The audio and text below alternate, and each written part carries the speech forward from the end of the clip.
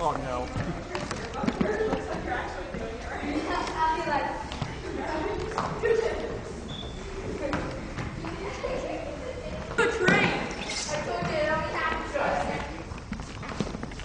This video series has detailed instructions for making origami hang gliders of various sizes that you can surf on waves of air.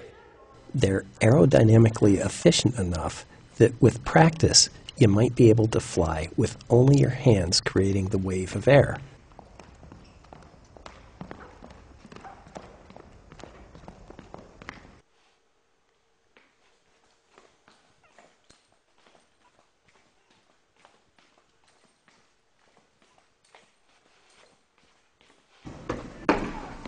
Or even one hand.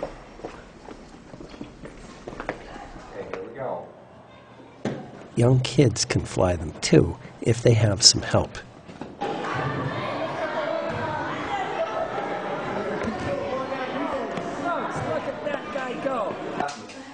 The instructions are based on the experience of my middle school technology students making,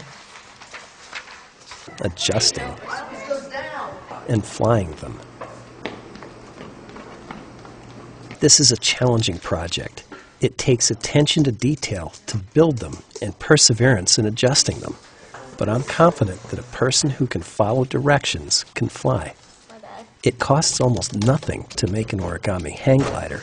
There are no special materials, just ordinary printer paper to get started and recycled telephone book paper for a lighter, slower hang glider suited to soaring with your hands.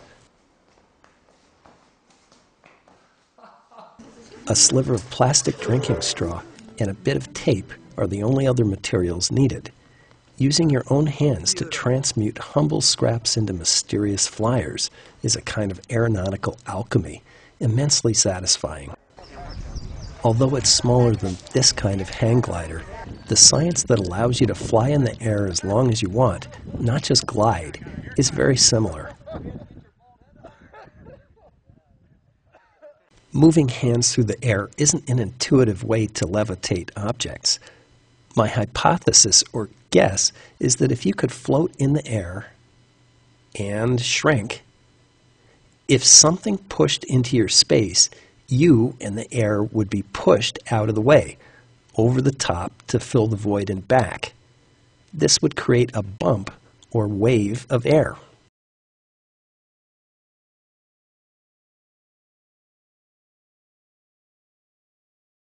Air isn't visible, so it's hard to get our minds around it, but my students made some science exhibits that used ultrasonic fog machines. Could we use fog suspended in air to make a wind tunnel of sorts? Well, not a genuine wind tunnel like this, but some improvised cardboard boxes taped together.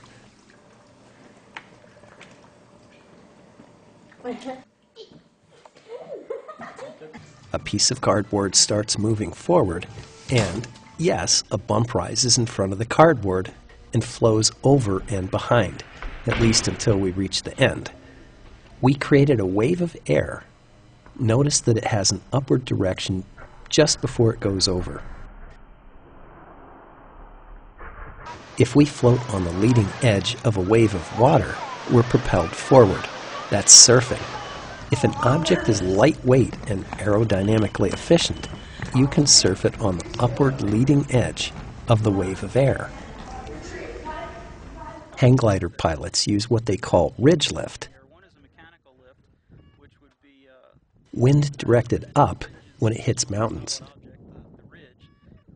To keep flying for hours. The scale's different, but the principle for staying up is the same. Even if there's a basic scientific explanation, there's still a lot of mystery left, waiting to be explored. It's still a young science. Being an egalitarian pursuit, anybody in the global village of experimenters can jump in and innovate cool variations. There are links to other Science Toy Maker videos in this series at sciencetoymaker.org. One details a slower tumblewing glider design that might be easier to start with. I start off my 6th grade students with that design. Another video investigates deeper into the science of full-size, person-carrying hang gliders. Another shows who's been doing what with walk-along gliding. And another recounts how this particular 2-for-1 design evolved. That's the one to go to understand why it's built this way. So you'll find some design theory and tips that you can use as a starting point for creating your own innovations. Also at sciencetoymaker.org, there are links to other people's paper airplane walk-along designs. The 2-for-1 is so named because you make two at one time. By attaching the printer pattern to lighter weight phone book paper, you can cut and fold them together. When separated, you learn to adjust and fly with the more robust printer paper glider. It flies faster, not a bad thing for my energetic middle school students. Nice flight. Oh, that's nice. Some of them even make inroads into flying the heavier gliders with only their hands. Then with that experience, you can fly the more delicate phone book paper glider. Its slow flight is breathtaking. It reminds me of those super light model airplanes that fly so slowly, it seems like they should fall out of the sky. Its gossamer lightweight makes it the ideal choice when the only thing making the wave is your hands. The 2-for-1 design can scale up well in size, but we'll start small. Bigger gliders can be more challenging or even impossible if high humidity in the air makes the paper limp. Just because these gliders are made of paper doesn't mean you can slop them together. You have to pay attention to lots of pesky, seemingly meaningless details, and the first glider will seem like it's taking forever to make.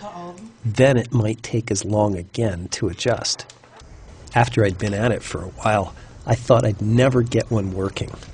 I quit several times, but I kept coming back, finally got it, and I know you will too, even if you end up making several gliders before you get it right.